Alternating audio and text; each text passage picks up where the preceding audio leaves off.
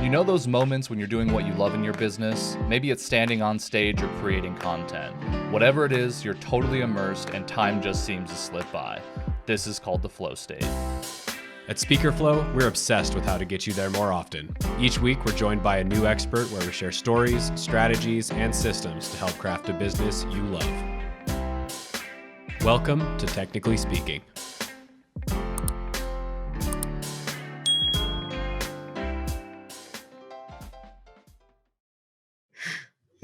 All right, we are live. Taylor, welcome to the show, dude. Thank you for joining us today. Yeah, it's really an honor to be here. I've heard so many great things.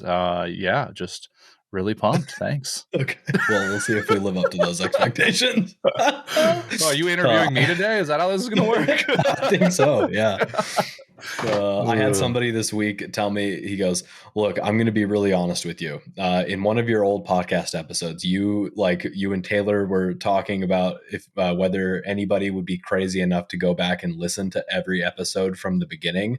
Oh, no, they didn't. Yeah, and I was like, no. I'm sorry. Don't do it. Don't do it. Those were rough early episodes are good, but yes, we have learned a lot. Very awkward in those calls. It did. Yeah, it did. So, yep. The early after podcast 150 of them, though, you get you get a lot more comfortable. So it's true. Yes, that's exactly right. Yeah. So this is a call to action. Do not go listen to the old episodes. Thank you very much. Well, or listen to them, but just don't say we didn't warn you. Don't tell us. Yeah. Don't talk to me about it. We understand. Yeah, we're. Yep. Okay, so the context for this episode is that constantly we get asked the question, like, what are other people that are successful using the system doing? It's the embodiment of the I don't know what I don't know question, which is perfectly understandable. This is already technology, sort of an abstract concept for a lot of people, especially those that don't have some sort of like background in business technology. So in this episode, we're going to give you as many use cases as we can in 30 minutes for ways that systems can make your life easier based on what we see other people doing frequently, successfully. Right? Right. Yeah. The other thing I want to emphasize here is you don't necessarily need to be using SpeakerFlow for this stuff to work. You can figure out how to do this in any system on Earth. So these case studies we'll be sharing with you are not platform specific. They're just processes and technologies that you can piece together to make your life way easier. And if you're not using SpeakerFlow, my first question is why? And my second call to action is go book a demo. But this will work if you're happy with your current setup. Yeah, that's right. If you are a client already and you hear something that you want to have built, reach out because we'll build it. Done for you systems. Doneforyousystems.com. That's not a thing. Don't Google it, people. Okay. Do not on that. All right. So we're going to start off with probably one of the most needed systems based on what people tell us their desired outcomes are for their business, which is business development. So maybe Taylor, start by giving us context for the process of business development. Correct. So let's just zoom out for a moment. Let's think about your entire sales process, right? It's pretty straightforward, honestly. You either find a lead or a lead comes to you. A lead is defined as somebody you believe you could do business with, but haven't yet. And then you follow up to see if they're interested enough to usually have a sales conversation. That's usually where our world takes place. You want to book you for a gig, maybe hire you as a consultant, maybe look at some licensing stuff. We need to qualify their interest to have a conversation. Once that conversation is scheduled, we're now in sales development, where we're taking those people and we're getting them to potentially buy from us and following up. And as we can see in some priority, business development is like the top of our funnel, if we will, middle-ish. And then sales development is closer to them actually making a purchasing decision. So business development, the mission is not to sell a single thing in this process. The goal is just to make contact with somebody, start building a relationship, and qualify their interest and see if we can get them into a sales conversation. The biggest thing we hear from folks especially as it relates to these two things, is if I can get someone on the phone, I can close the deal. How many times have you heard that in the last 4 years, Austin? How many clients do we have? All of them. Yeah, all of Okay. them. 1,200 times. yeah. We're all very confident. I think that makes sense, right? We're the owners, the visionaries. We can sell the vision. If we got somebody on the phone, we're in good shape. The biggest challenge for people is getting more opportunities to actually pitch. So getting sales meetings scheduled. And for a lot of folks, it's kind of a wait for the phone to ring kind of situation, a word of mouth, a referral thing. And for a lot of our clients, they want to have a more predictable mechanism for getting more sales calls scheduled. The biggest challenge, or at least from my perspective, Austin, feel free to fill in any blanks here, that we find with people trying to book more sales meetings is that it's not really standardized how we follow up with those people. Like you get a new lead, like a form comes through your website, or maybe you find something on the Intel engine or LinkedIn. And usually it's like automated email if they submit the form, or it's like the first email that goes out to say, hey, you have an event, I'm a speaker, let's talk. And then that's kind of where it ends. Like there's no follow up past that point. And there's also, if there is, reinvention of how we're following up. So, a new form might come in, you send an email, and then maybe the next day you come back to it and you're like, yeah, they still haven't responded. So I don't know, maybe today I'm feeling like I'm going to pick up the phone. Some days I feel like I'm just going to send a LinkedIn message. And there's nothing really structured about the process of trying to move them through the process of booking a call, especially if you do any amount of cold outreach. Like, what percentage of people are going to reply on the first response or the first email that you send out to them? Like 0%. There's data like, no about one, that. It's like, less than 10%. Zero. Right? Like no one is usually going to reply to that first outreach. In fact, there's many studies that show that the average touch points needed before somebody's willing to book a sales call, if it's not inbound, is somewhere between 7 to 12. And I would reason to believe that that has increased as we've become more digital over the last few years and as communications have gotten a lot heavier for people. And so, long story short, we can't be reinventing the wheel over and over again when we have a new lead, because one, who wants to think about how to do that every single time? But two, we need a standardized way of following up so we know, more importantly, when to cut bait. Like, when is it not worth following up anymore, so that we can move on to other leads and start following up with them. So this first system is all about how do we standardize that process of following up? And we have a resource for you, which will point you in the direction for. And then how do we get our system to actually tell us what we need to do and when we need to do it, so we don't have to think about it? So Austin, I'll keep it back to you. You want to break down that process for folks? Sure. Yeah. So anytime we're talking about some type of system, there's a trigger and then there are steps that need to be followed. And that's technical language here, but there needs to be a way to kickstart the process, and then there needs to be a process to be followed here, right? And exactly what Taylor is saying is the key. All it takes for a business development process to be a business development process is you need a standardized series of steps and enough of them.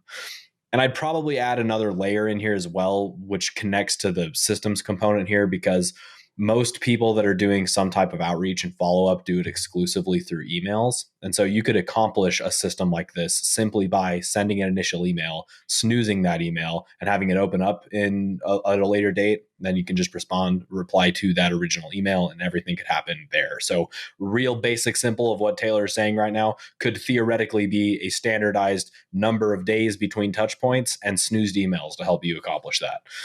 But emails are typically not the best way to get in touch with everyone. They're a way, but you want an omni-channel approach here. You want emails, you want phone calls, you want LinkedIn messages, you want Facebook messages, you want carrier pigeons, SMS. like as many different touch points as possible. So to enact a system like this, it could be as simple as getting out a piece of paper and writing down how many touch points, what touch points, and at what cadence. So today I send an email. A week from today, I make a phone call. 2 weeks from then, I send another email. Then I send an SMS message. There's my system.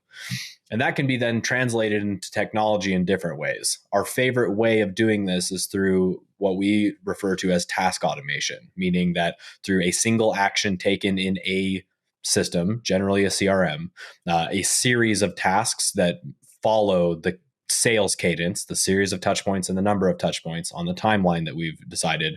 All of the tasks for that populate immediately. And then the only thing that we have to do to get somebody through the process is complete the tasks that populate on the day that they're due. And if you do that, then you will be able to consistently follow that sales cadence, provided that you're disciplined enough to go in and do your tasks every day, listeners. And I think that one of the key components here and why we like task automation outside of just the ability to be reminded is that the nature of tasks and automation like this, or a template of some kind that's attached to it, is that the standardization equals data. And this is one of the big things about business development that prevents people from improving here, is that if you're not doing the same thing every single time, you can never know at what point in your process are things falling apart or things slipping, right? But if we have the same series of tasks that we follow every single time for the same scenario, then we can see at what point in the process we're either getting wins or we're getting losses. For example, if I see that one email template that I send out each time gets opened every single time, but another doesn't, then I know that that one template is good to go, but I should make improvements to the other. We'll never be able to know whether or not that type of situation is unfolding, though, if it is not standardized and almost certainly documented in a tool that can help keep track of this, because doing it manually is a giant pain. Right. And there's an important element to what Austin's talking about here, and it's that this doesn't need to be perfect right out of the gates. I think we kind of get stuck in our perfectionist mindset sometimes, where it's like we need to have the perfect cadence, the perfect emails. We really focus on all the right messaging and blah, blah, blah. And I think that's valuable because it shows you care. You're not going to spray and pray, like you really care about helping people out and getting the results. But it's okay that this is iterative in nature. That's the whole point. The goal is to get something established and then improve it along the way. Like a perfect example over here at SpeakerFlow, just from our own experiences and selling, is I found out recently, like I'm not doing much SMS stuff, like, and not like mass SMS like marketing, but like if I'm not able to get in touch with somebody, maybe they scheduled a demo and then they fell off the face of the earth. I realized recently, well, maybe I could just send them a text. Maybe that's an easier way for them to communicate. And Austin's talking about this omni-channel approach, not because we want to inundate people, but we want to figure out what channel they're most responsive on. And for some, that will be email. For others, that's LinkedIn. For others, that's SMS. And I found particularly at SpeakerFlow, LinkedIn and SMS are vastly more responsive than just emails. And so, we said, okay, well, there's a hole in our process right now. We don't have any SMS follow-ups in there if someone ghosts us. So let's throw one or two of those in there. And that way we can improve the process. And we're constantly iterating on that. It's not perfect. We're still figuring it out as we go, but it gets better and better over time because we can lean on our data. And the really cool thing is now I don't really have to guess about what to do every time we have a new lead. There's a process to follow. I don't need to think about it. And the system can hold me accountable to getting those things done rather than letting things slip through the cracks. So if you're looking for something like this and you don't have it yet, if you go to speakerflow.com/resources and you scroll down a little ways, there's a resource called Watertight Selling. If you can't find it, hit us up. We'll send it to you. But it's just cadence that we've already built out for you. It's like 7 touch points over a few weeks with different channels and different messages and things you can use. So if you're looking for a starting point, we have significant evidence that that thing works just right out of the box. And then you can take that and then start making tweaks to it. Really, the goal here is to prevent anything from slipping through the cracks and start collecting data to improve the process. On that note, I think another really common one that comes up, task automation wise, is let's say after you close a deal, right? You think about all the things you sell. You sell speaking, you got virtual and online or virtual and in-person versions of that, sometimes hybrid. Maybe you have consulting, maybe you have coaching or group coaching. When we onboard somebody, when we close the deal and now we have to deliver for them, there's always a series of things that need to get done to ensure the same experience over and over again. And for a lot of people, we reinvent all of the things that need to happen every time we close a new deal. But let's talk about like selling a speaking gig. Maybe it's in person. What are all of the things that need to get done every time you sell an in-person gig? We've got to book the travel. We got to book the hotel, maybe organize ground transportation, maybe put that in a tool like TripIt or Travify. We've got to create the slide deck, Maybe we got to do some pre-event questionnaires or pre-event interviews to do customized content. We want to run a debrief call afterwards. We want to get the lead magnet set up. Like, think about Send a all of the client moving to sign gift, the collect the client gift, collect your survey, make survey. sure that the balances are satisfied. What are the chances we're going to remember to send the client gift when we're inundated with all the other stuff we got to do to run the business? Like, if we can standardize how we deliver every single time, we write that down, all of the things that need to get done. It can even be based on when your event is. So, like booking travel 30 days prior to when the event is, right? We can get really clever here. If we can standardize how you deliver for each of your different offerings, now we can plug that into a system. And every time you move that little block to I won that deal, boom, all the tasks load. All the things that need to happen can happen right there, and we won't let anything slip through the cracks. So I think this is another system like where task automation can be particularly useful. And there's other things you can automate in that, like some emails that go out pre and post event. Like there are some areas where it doesn't need to be fully manual. But having a roadmap that tells you how to onboard and deliver successfully for a client every single time just removes more guesswork.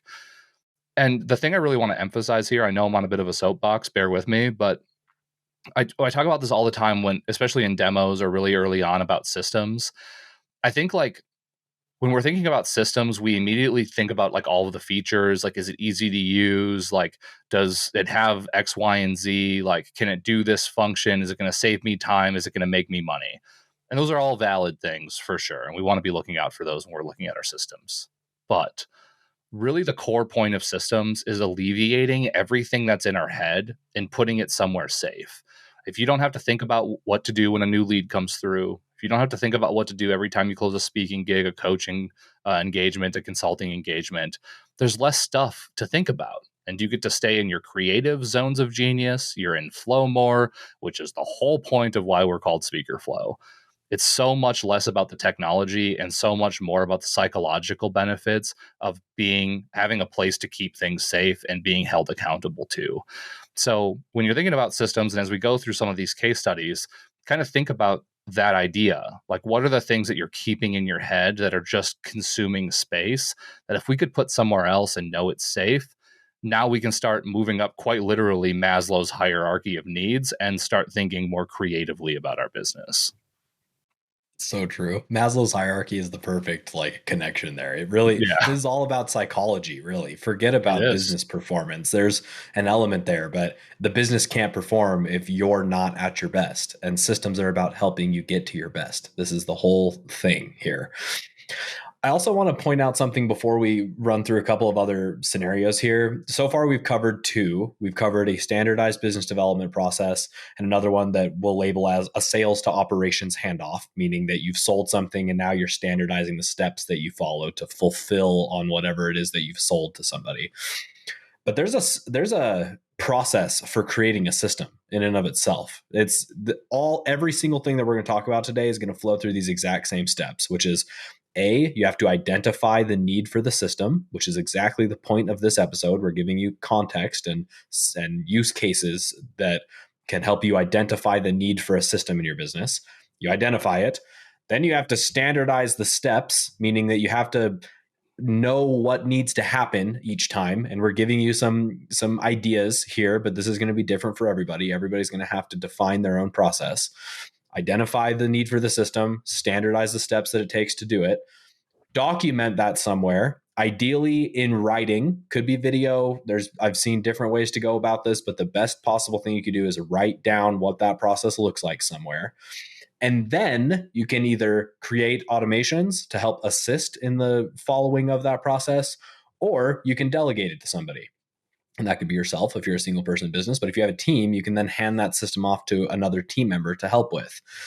And I think the reason that I feel the need to point this out is that we're talking about systems here, and systems almost always are translating to technology, but technology actually isn't really the point at the end of the day. The technology, it's a tool, it's a medium, it's a vehicle, it's a way to enact a system. But more important than the technology itself, it's who's involved and what is the process that they're following. And then technology just assists in that. That's right. All right, Taylor, we've both had a soapbox. I think we're probably good there. Should we come through I think we're another good there. couple scenarios? All right. Yeah, for sure. This is actually one of my favorite like ones. This is, and I'm gonna plug Talkadot here. What's up, Arel? If you're listening, I'm sure many of you listening to the show have heard about this. Or this works also with just like a standard form opt-in. So for a lot of people, the goal is to. I mean, let me back up. Speaking particularly is an incredible revenue stream, not because it can like obviously make you some good money, but because it's also marketing at the same time. Like it's the only vehicle where you can get paid to do marketing. And a lot of people in our industry talk about how do we create spin, more referral, right? And that's awesome. We want to do that. We want to lighten up on the outbound stuff and really build a strong inbound machine. And the best way to do that is by garnering the interest of the people you're already talking to. Like, think about it. If you get hired by an association, I don't know, the American Marketing Association, and you go into that association, everybody in that audience can potentially buy something from you. And we want them to know about that. And so what's cool about something like Talkadot, where let's say you have a QR code on stage at the end where people can submit a form and give you feedback, kind of does everything all in one, so you can get feedback on how you did and give them a reward for submitting that, basically a lead magnet. This also works with a form, so we do this all the time where we set up a simple form. There's a QR code that goes to that form. They fill it out. What's nice about this is after you collect that information, one of my favorite things I've seen done, I won't name names here, but it's super cool, and if you're listening, say what's up. But after somebody, let's say, submits that form or downloads that lead magnet, we can ask a question that says something to the effect of, I want to hire Austin, I want to refer Austin, or I just want Austin's content. And they can select all of those options. They can select one of those options or none of those options. And what's nice about asking that question is your audience turns into a lead generation machine. And we've seen it where people will walk out of an audience and have 12 people saying, I want to hire Austin to speak. Maybe 20 people saying, I have a referral for Austin. And now we have 22 opportunities, 32 opportunities potentially to tap into just from asking that question.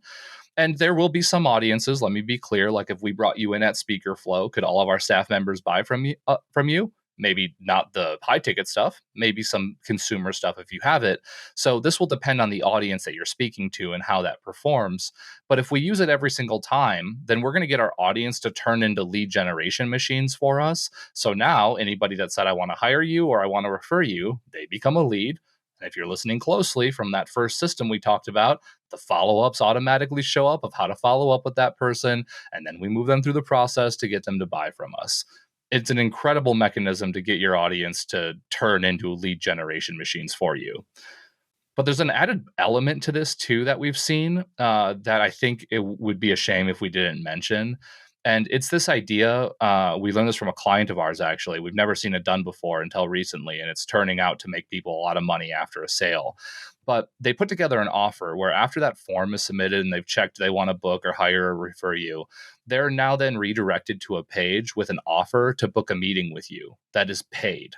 And you can set the price on this. We've seen ranges from $100 to $500 on this. You can kind of select your price point, whatever you deem is worth an hour of your time. For some people, they'll like also include a workbook or a book or an assessment to break down like afterwards. And your audience can then buy this thing from you after they've submitted that form. And so we've seen it where our clients will make an extra few $1,000s on the back end of a gig. And what's cool about that is chances are, let's say 10 people sign up for that meeting, one or two of those people usually can buy more things from you. And because they've gotten a taste, now that kind of turns into a sales call, and that turns into more business as well. And so it's a full system for not only getting your audience to turn into leads, but also get them to buy something from you. And because of that taste, now they're going to be buying more stuff from you, which is absolutely beautiful. It's like one of my favorite things on earth. It's freaking genius. Well, they say that somebody that's bought something from you once is 85% more likely to buy from you again than somebody that hasn't bought from you before. So even if you're giving away an hour of your time for $100 to meet with somebody, that person is then 85% more likely to buy something else from you than somebody that hasn't, right? And so it's I think that this is one of those areas that's like a loss leader in a grocery store. Like you can afford to take a lower cost for an hour of your time with this specific scenario because it's very likely to lead to additional purchases. So yeah, it's an awesome system. And shout out, you know who you are if you're listening to the show and you're the one that gave us that idea. So thank you. We'll promote you to the world if you tell us we can. Okay, so this is in the context, so far has been in the context of building relationships with the buyer at the end of the day, or Right. managing a relationship with somebody that's already bought. Another type of relationship that's typically managed where this type of premise can be involved is nurturing bureau relationships. And you've had a really cool experience with a client seeing that system play out. So maybe you can share that story.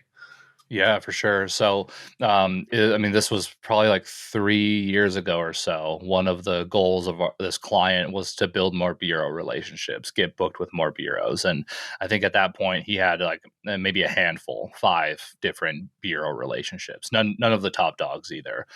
And over time, one of the things I tasked him with was, go find other bureau agents and bureau reps at companies, engage with them, and see if they'd be interested in sharing your content with their clients.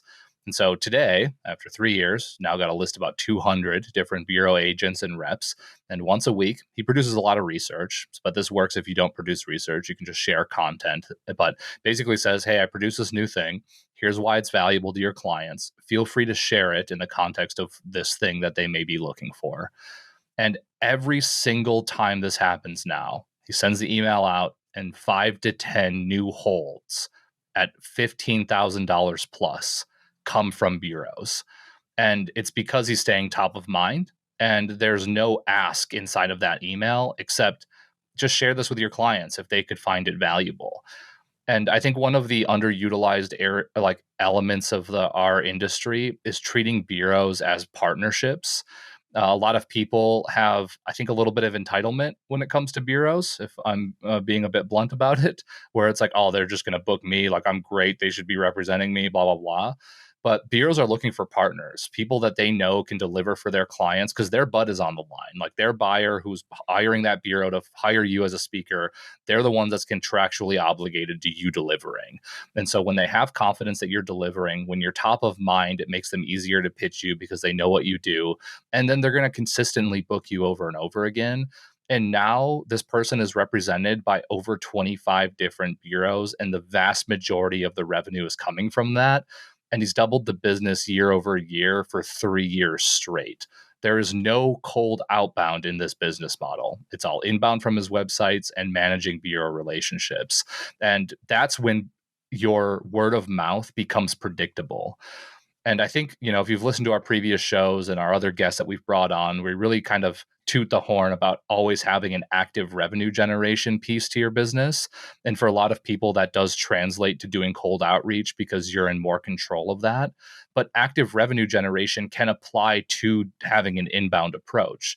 You're being active and nurturing those bureau relationships so you're top of mind so that they continue to work with you. And, he just updated his website. So he's able to say, hey guys, just updated the site. What's the best way to update my profile with you guys? And everybody's responding with, oh, this is great, super helpful. And now there's more holds coming in just because of this little milestone of a new website getting created. And so because of this idea of treating bureaus like partners, really, establishing a relationship with them and staying top of mind, this is how you can really establish yourself in the bureau world, so long as you have what a bureau is looking for. And there are some things that need to be accounted for there, like fee range and volume of your own bookings.